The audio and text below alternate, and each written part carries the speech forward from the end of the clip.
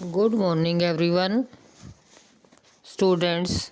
आज हम अभिव्यक्ति और माध्यम की पूरी पुस्तक का एक ही वीडियो में समराइज करेंगे। एक ही वीडियो में उसकी समरी बनाएंगे ताकि पेपरों के समय आपको रिवीजन करने में आसानी हो। तो सबसे पहला चैप्टर हम देखते हैं पत्रकारीय लेखन। पत्रकारीय लेखन में पत्रकार के प्रकार देख लेते हैं। सबसे पहले पत्रकार 3 तरह के होते हैं: पूर्णकालिक, अंशकालिक और फ्रीलांसर। फ्रीलांसर यानी स्वतंत्र। पूर्णकालिक पत्रकार क्या है? पूर्णकालिक पत्रकार किसी समाचार संगठन में काम करने वाला नियमित वेतनभोगी होता है, जिसको रेगुलर जो है वेतन मिलता है, नियमित वेतनभोगी होता है। पूर्णकालिक पत्रकार नियमित वेतनभोगी होता है, जबकि अंशकालिक पत्रकार किसी समाचार संगठन के लिए निश्चित मानदेय पर काम करने वाला पत्रकार है। उसको निश्चित मानदेय मिलता है कि उसको जो है जैसे कॉन्ट्रैक्ट पर रख लेते हैं ना, उनका निश्चित मानदेय होता है। लेकिन ये जो है ये नियमित है, इसको हटा नहीं सकते, ये रेगुलर रहेगा, ये चाहे उसके अंदर काम हो या ना हो। और इसको जो है एक नियमित इसकी फिक्स कर रखा है कि भी आपको है ना पर मंथ इतना मिलेगा। लेकिन ये उसको फोर्स नहीं कर सकता कि मेरा बढ़ाओ, या जैसे कॉन्ट्रैक्ट बेस पर लगते हैं ना, ऐसे ही लगा देते हैं इसको।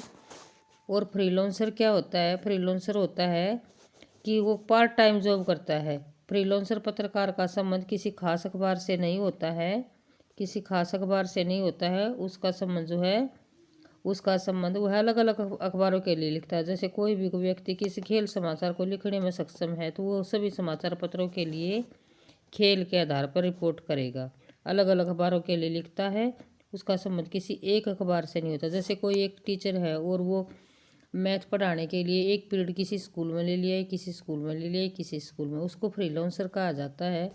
ऐसे आगे देखिए, ये पत्रकारीय लेखन में पत्रकार के प्रकार कई बार रिपीट हुआ है प्रश्न ये। उससे आगे देखें, समाचार कैसे लिखा जाता है। समाचार को कैसे लिखेंगे? समाचार को लिखते समय हम इन बातों का ध्यान रखेंगे।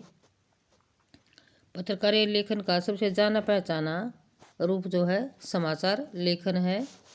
आमतौर पर अखबारों में समाचार पूर्णकालिक और अंशकालिक पत्रकार बिल्कुल लिखते हैं, और जिसको संवाददाता या रिपोर्टर कहते हैं। इन समाचारों में किसी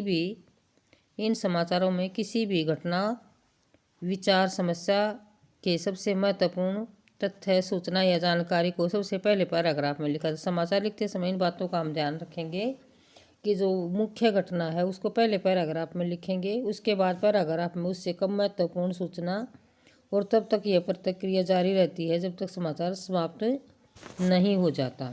ये समाचार लिखने का तरीका है। उससे आगे देखें, इसकी शैली होती है बेटा, ये पढ़ी होगी भी आपने, इसको रिवाइज करेंगे। समाचार लेखन जो है हमेशा उल्टा पिरामिड शैली में लिखा जाता है। उल्टा पिरामिड शैली जैसे कि उल्टी ट्रायंगल बनी हुई है, इंट्रो, बॉडी और समापन। सबसे पहले हम ये लिखेंगे, उसके बाद ये, और एट लास्ट ये हो जाएगा। इसको कहते हैं उल्टा पिरामिड शैली। समाचार लेखन की शैली को उल्टा पिरामिड शैली कहा जाता है। इसका जो पूर्ण नाम है इन्वर्टेड पिरामिड स्टाइल के नाम से जाना जाता है। यह समाचार लेखन की सबसे लोकप्रिय शैली है, बुनियादी शैली है। यह शैली कहानी या कथा लेखन की शैली के ठीक उल्टी है, जिसमें क्लाइमेक्स बिल्कुल आखिर में आता है, जिसमें क्लाइमेक्स आखिर में आता है। ये समाचार लेखन की शैली थी जिसको हम उल्टा पिरामिड शैली कहते हैं। क्लाइमेक्स इसमें बिल्कुल लास्ट में आता है, इसको उल्टा पिरामिड शैली कहा जाता है, क्योंकि इसमें सबसे महत्वपूर्ण तथ्य, सूचना यानी क्लाइमेक्स पिरामिड के सबसे निचले हिस्से के अंदर आते हैं। ये इस आगे देखें। उसके बाद हम देखते हैं समाचार लेखन के 6 ककार कौन से हैं। ये प्रश्न बार बार रिपीट होता है परीक्षा में। समाचार लेखन के 6 ककार कौन से हैं? किसी भी समाचार को लिखते हुए मुख्यतः 6 सवालों का जवाब देने की कोशिश की जाती है। क्या हुआ, किसके साथ हुआ, कहाँ हुआ, कब हुआ, कैसे और क्यों हुआ,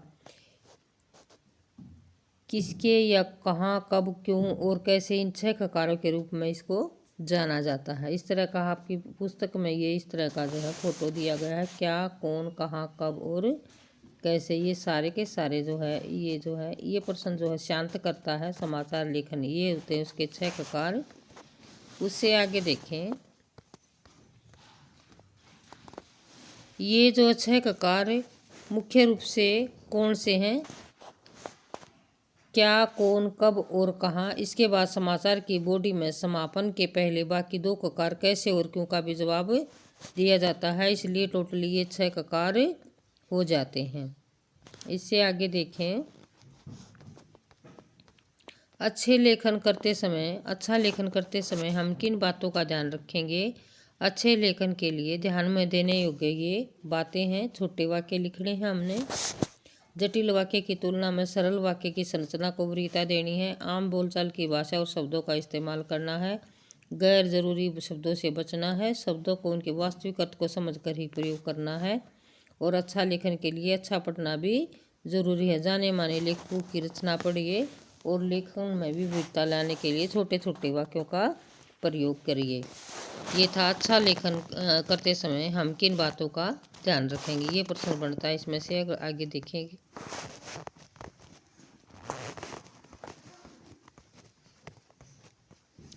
उसके बाद है फीचर क्या है। ये भी प्रश्न बार बार रिपीट होता है। फीचर की परिभाषा देखिए। फीचर की परिभाषा देखिए, अखबारों में समाचारों के अलावा भी अन्य प्रकार का पत्रकारीय लेखन छपता है। इनमें फीचर प्रमुख है।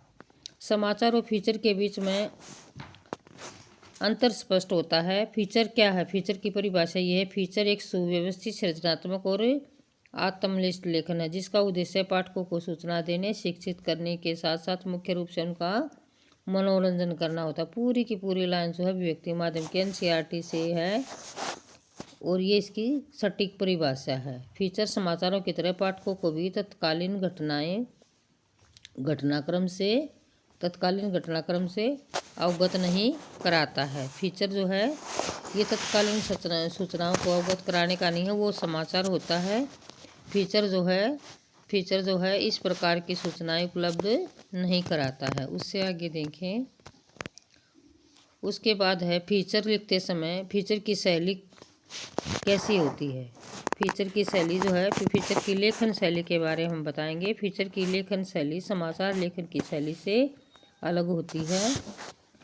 इसमें जो उल्टा पिरामिड शैली में नहीं लिखते हम इसकी शैली कुछ अलग है। समाचार लेखन में वस्तुनिष्ठता और तथ्यों की शुद्धता पर जोर दिया जाता है। उसमें हम एक भी पॉइंट इस तरफ से उस तरफ नहीं करते। मान लो कोई दुर्घटना होती है और उसमें 2 आदमी मरे तो हम ये नहीं, यहाँ वहाँ ये नहीं चलेगा कि 3 आदमी मरे, वो गलत हो जाएगा। बिल्कुल वस्तुनिष्ठता, छोटी छोटी चीज़ों पर ध्यान दिया जाता है। समाचार लिखते हुए रिपोर्टर उसमें अपने विचार नहीं डाल सकता, जबकि फीचर में लेखक के पास अपनी राय, दृष्टिकोण और भावनाएं जाहिर करने का अवसर होता है। दूसरे, फीचर लेखन में उल्टा पिरामिड शैली का प्रयोग नहीं होता है। यानी फीचर लेखन का कोई तय ढांचा नहीं है, कोई फॉर्मेट नहीं कि इसी फॉर्मेट में फीचर लिखा जाएगा। इस कथात्मक शैली में भी फीचर को हम लिख सकते हैं और काफ़ी हद तक ये कहानी की शैली में ही लिखा जाता है। उसके बाद है आपका विशेष रिपोर्ट। विशेष रिपोर्ट किसे कहते हैं? अखबारों और पत्रिकाओं में सामान्य समाचारों के अलावा गहरी छानबीन, विश्लेषण और व्याख्या के आधार पर विशेष रिपोर्ट प्रकाशित की जाती है। ऐसी रिपोर्टों को तैयार करने के लिए किसी घटना, समस्या या मुद्दे की गहरी छानबीन होती है।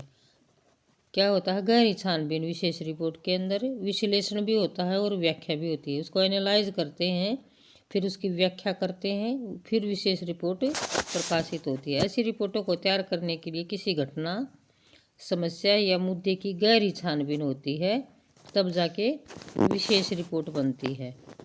आगे देख, सब उससे संबंधित महत्वपूर्ण तथ्यों को इकट्ठा किया जाता है। तथ्यों के विश्लेषण के जरिए उसके नतीजे, प्रभाव और कारणों को स्पष्ट किया जाता है। यानी सब कुछ बताया जाएगा उसमें। तथ्य क्या थे, नतीजे क्या रहे, प्रभाव क्या रहे और कारण क्या रहे, वो सारे तथ्य हम इसमें स्पष्ट करेंगे। उसको कहते हैं विशेष रिपोर्ट। आगे देखें विशेष रिपोर्ट के प्रकार। विशेष रिपोर्ट जो है कितने प्रकार की होती है। विशेष रिपोर्ट के प्रकार। विशेष रिपोर्ट जो कई प्रकार की होती है, जैसे खोजी रिपोर्ट, इन्वेस्टिगेशन होता है जिसके अंदर। फिर इन डेप्थ रिपोर्ट, गहराई में जाके विश्लेषण करना।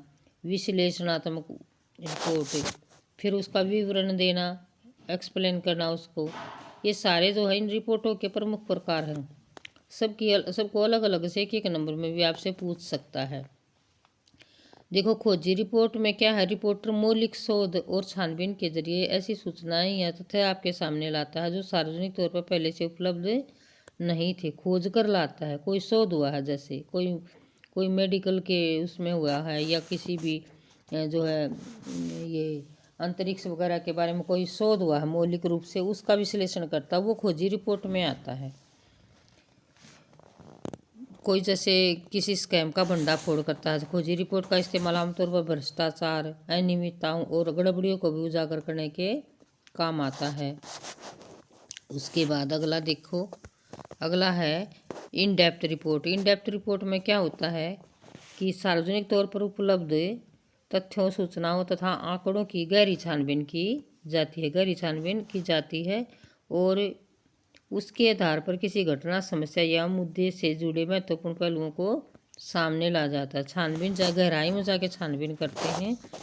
डाटा जो है वो कई जगह से कलेक्ट करके उसको वेरीफाई करके फिर जो है पाठकों के सामने ला जाता है। इस तरह से विश्लेषणात्मक रिपोर्ट के अंदर किसी घटना या समस्या से जुड़े तथ्यों के विश्लेषण और व्याख्या पर होता है।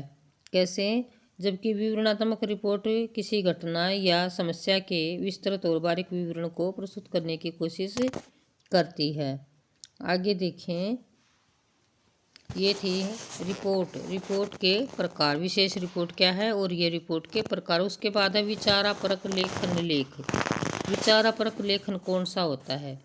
अखबारों में समाचार और फीचर के अलावा विचारपरक सामग्री का भी प्रकाशन होता है। विचारपरक सामग्री का भी प्रकाशन होता है। कई अखबारों की पहचान उनके वैचारिक रुझान से होती है। सबकी अपनी अपनी विचारधारा होती है, सभी समाचारों की अलग अलग। किसी की कैसी विचारधारा है, किसी की कैसी विचारधारा, वो उसकी विचारधारा के लिए पहचाने जाते हैं। कई तरह के अखबारों में प्रकाशित होने वाले विचारपूर्ण लेखन में उस अखबार की छवि बनती है और अखबारों में संपादकीय प्रकाशित होने वाले संपादकीय अगर लेख और टिप्पणियाँ इसी विचारपरक पत्रकारीय लेखन की श्रेणी में आते हैं। किसी भी समाचार पत्र को पढ़कर हमें जो है पता चलता है कि इसकी जो है जो विचार है इस समाचार पत्र का विचार कैसा है, और उसी विचार के आधार पर जो है इसकी पहचान होती है। ये विचारपरक लेखन में आता है। आगे हैं कि विचारपरक लेखन में और क्या क्या है। इसके अलावा विचारपरक लेखन के अंदर विभिन्न विषयों के विशेषज्ञ, जैसे कोई विज्ञान विशेषज्ञ हो गया, या वरिष्ठ पत्रकारों के स्तंभ भी विचारपरक लेखन के अंतर्गत आते हैं। स्तंभ, कुछ अखबारों में संपादक पृष्ठ के सामने आप ऐड पृष्ठ पर भी विचारपरक लेख और टिप्पणियाँ और स्तंभ प्रकाशित होते हैं। जैसे समाचार पत्र का एक होता है मेन पेज, जिसके ऊपर जो समाचार छपते हैं, और उसके बिल्कुल बैक में संपादकीय पृष्ठ और संपादक पृष्ठ के ठीक सामने विचारपरक लेख, टिप्पणियाँ और स्तंभ प्रकाशित होते हैं। तो संपादकीय पृष्ठ के ठीक सामने आप ऐड पृष्ठ पर भी विचारपरक लेख और टिप्पणियाँ प्रकाशित होते हैं। तो कहाँ पर होते हैं ये प्रकाशित? ऐड पृष्ठ पर। 1 नंबर के प्रश्न में आपसे पूछा जा सकता है।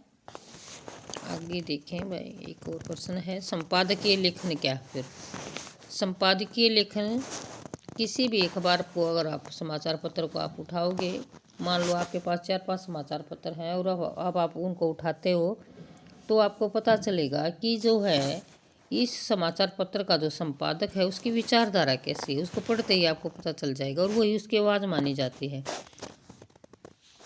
जैसे आपने एक चैनल था NDTV चैनल, और उसके जो पत्रकार थे वो थे रवीश कुमार, तो उसकी आवाज़ थी भाई, वो जो है भ्रष्टाचार या जो पार्टी होती थी जो सत्ता में, उसके जो है गुण और दोषों का विश्लेषण करता था। तो NDTV इसी बात के लिए जाना जाता था कि जो है रवीश कुमार बहुत अच्छा लिख रहे हैं और इसी के बारे में लिख रहे हैं, तो वो उसकी आवाज़ मानी जाती थी एनडीटीवी की। ऐसे ही किसी भी समाचार पत्र की आवाज़ जो है ऐसे ही मानी जाती है कि भी जो है उस जो है विचारधारा उस समाचार पत्र की कैसी है। संपादकीय उस अखबार की संपादकीय को उस अखबार की आवाज़ माना जाता है। ऐसे अखबारों में संपादकीय जो छपता है उसमें जो संपादकीय के लिए जो लिखता है वो उसकी आवाज़ मानी जाती है।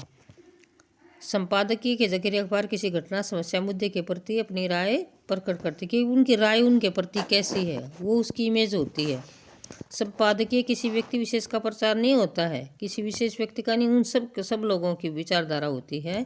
जो लोग उसके अंदर काम कर रहे हैं सबके विचार जो है उसके अंदर लिए जाते हैं। सबको अपने विचार प्रकट करने का अधिकार होता है। अगला प्रश्न है कि संपादकीय लिखने का दायित्व किसका है। उसके अंदर जो समाचार पत्र के अंदर काम करने वाले सभी सहयोगियों का होता है। लिखने का दायित्व उस अखबार में काम करने वाले संपादक उनके सहयोगियों पर होता है। आमतौर पर अखबारों में सहायक संपादक संपादकीय लिखते हैं और कोई बाहर का लेखक या पत्रकार संपादकीय नहीं लिख सकता। जो उसके अंदर का व्यक्ति है, जो उसके अंदर काम कर रहा है, वही व्यक्ति जो है उसका संपादकीय लिखता है।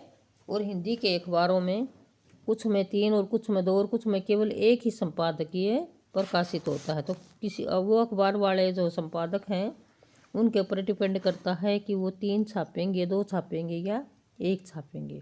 वो सभी जो है अखबारों की अपनी पहचान है। किसी में संपादकीय 3 छपते हैं, किसी में 2 और किसी में 1। ये संपादकीय थे। उसके बाद हम विशेष रिपोर्ट के बारे में पढ़ेंगे। विशेष रिपोर्ट क्या है। अखबारों और पत्रिकाओं में सामान्य समाचारों के अलावा गहरी छानबीन, विश्लेषण और व्याख्या के आधार पर विशेष रिपोर्ट भी प्रकाशित होती है। ऐसी रिपोर्टों को तैयार करने के लिए क्या होता है, किसी घटना, समस्या या मुद्दे की गहरी छानबीन। विशेष रिपोर्ट में घटना, समस्या और मुद्दे की गहरी छानबीन की जाती है, उसको विशेष रिपोर्ट कहा जाता है। जैसे नाम से ही पता चल रहा है विशेष, उससे संबंधित महत्वपूर्ण तथ्यों को इकट्ठा किया जाता है। तथ्यों के विश्लेषण के जरिए उसके प्रभाव और कारणों को स्पष्ट किया जाता है। ये सारे जो है विशेष रिपोर्ट के अंतर्गत आते हैं। उसके बाद है विशेष लेखन। विशेष लेखन होता क्या है। विशेष लेखन में किसी खास विषय सामान्य लेखन से हटकर किया गया लेखन है। एक तो सिंपल जो है लिखा जाता है, सामान्य लेखन किया जाता है, उससे हटकर किया गया लेखन जो है वह विशेष लेखन कहलाता है। अधिकतर समाचार पत्रों, पत्रिकाओं के अलावा टीवी और रेडियो चैनलों में विशेष लेखन के लिए अलग डेस्क होता है और उस विशेष डेस्क पर काम करने वाले लोगों का भी समूह अलग होता है। जैसे समाचार पत्रों और अन्य माध्यमों में बिजनेस यानी कारोबार और व्यापार का अलग डेस्क होता है। इस तरह खेल की खबरों और फीचर के लिए भी अलग से डेस्क होता है। कोई इकोनॉमिक्स के लिए लिखता है, कोई व्यापार के लिए लिखता है, कोई जो है खेलों के लिए लिखता है, कोई फिल्मों के लिए लिखता है। तो ये विशेष लेखन होता है। जिस भी पत्रकार को जिस भी एक क्षेत्र में वरिष्ठता प्राप्त है वही उस लेखन का कार्य करता है। ये है विशेष लेखन। उसके बाद है स्तंभ लेखन की परिभाषा आपसे पूछ सकता है कि स्तंभ लेखन क्या है। स्तंभ लेखन भी एक विचारात्मक लेखन है। स्तंभ लेखन भी एक विचारात्मक लेखन है। कुछ महत्वपूर्ण लेखक अपने खास वैचारिक रुझान के लिए जाने जाते हैं। उनकी अपनी एक लेखन शैली विकसित होती है। ऐसे लेखकों की लोकप्रियता को देखकर अखबार उन्हें एक नियमित स्तंभ लिखने का जिम्मा दे देते हैं और स्तंभ का विषय चुनना और अपने विचार प्रकट करने की जो है स्तंभ लेखक की अपनी पूरी छूट होती है कि वो जो है अपने अनुसार लिख सकता है। उसको स्तंभ लेखन के विषय चुनने की पूरी छूट होती है। ये होता है स्तंभ लेखन। कि स्तंभ लेखन में लेखक अपनी मर्जी से विषय चुन सकता है। उसके बाद है स्तंभ में लेखक के विचार अभिव्यक्त होते हैं। यही कारण है कि स्तंभ अपने लेखकों के नाम पर जाने और पसंद किए जाते हैं। कुछ स्तंभ इतने लोकप्रिय होते हैं कि अखबार उनके कारण भी पहचान जाते हैं, लेकिन नए लेखकों को स्तंभ लेखन का मौका नहीं मिलता। जो पुराने धुरंधर हैं, पुराने लेखक हैं, वो जो है वो स्तंभ लिखते हैं। वो जो है स्तंभ लिखते हैं क्योंकि उनका जो है अच्छा खासा एक्सपीरियंस होता है, तभी वो स्तंभ लिख पाते हैं। इसी के साथ जो है इम्पोर्टेंट प्रश्नों की जो कड़ी थी वो समाप्त होती है। आशा है इससे आपको काफ़ी मदद मिलेगी। इससे आगे के जो भी प्रश्न पढ़ेंगे उसको भाग दो में दिया जाएगा। इसको आप रिवाइज करिए, एंजॉय करिए, खुश रहिए।